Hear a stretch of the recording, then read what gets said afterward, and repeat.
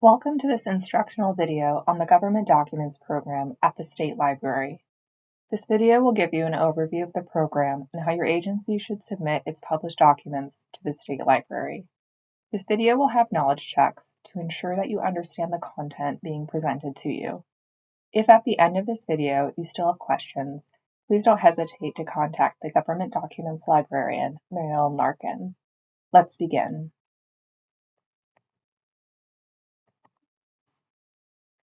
The Government Documents Program was codified by MGL Chapter 6, Section 39B, and has been in effect since 1984. The law stipulates that all Massachusetts state agencies must submit copies of their published documents to the State Library within 5 business days. The law specified that 8 physical copies of each document must be sent to the library. In 2024, this law was updated to accommodate the increasingly digital formats of these documents. The main updates are that only a single physical copy of each document must be submitted, and only if the document was published in physical format, and that digital documents must be submitted as PDFs to the State Library.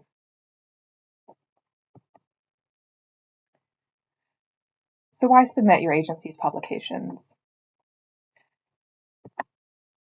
Well, for one, your agency has the legal obligation to submit these documents to the State Library. Simply posting them on mass.gov does not satisfy this requirement. Mass.gov does not retain material indefinitely, which brings us to our second and third reasons for why your documents must go to the library. Preservation and access.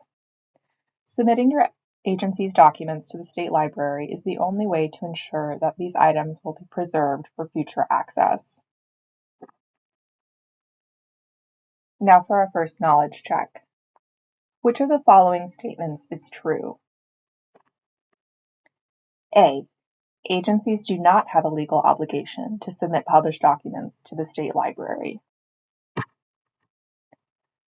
B. Agencies are still required to submit 8 physical copies of their published documents to the State Library.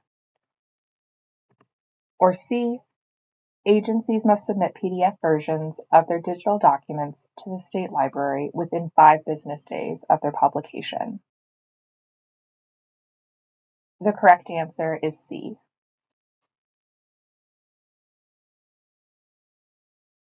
So what should you be sending? Agencies should be sending us published materials meant for the public to access.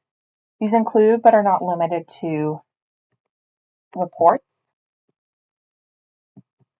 guides,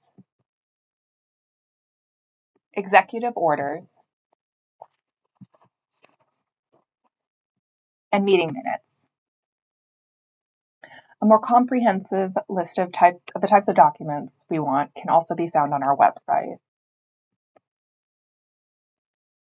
So what should you not be sending us?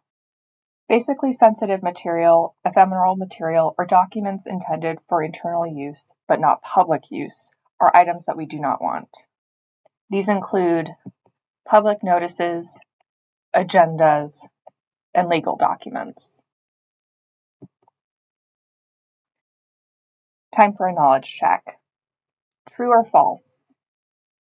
The State Library collects and preserves agencies' internal documents not meant for public use.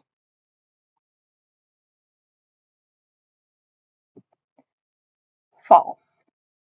The State Library collects agency publications intended for public access and use. A full list of material we collect can be found on our website. You have several options for submitting your documents depending on their format.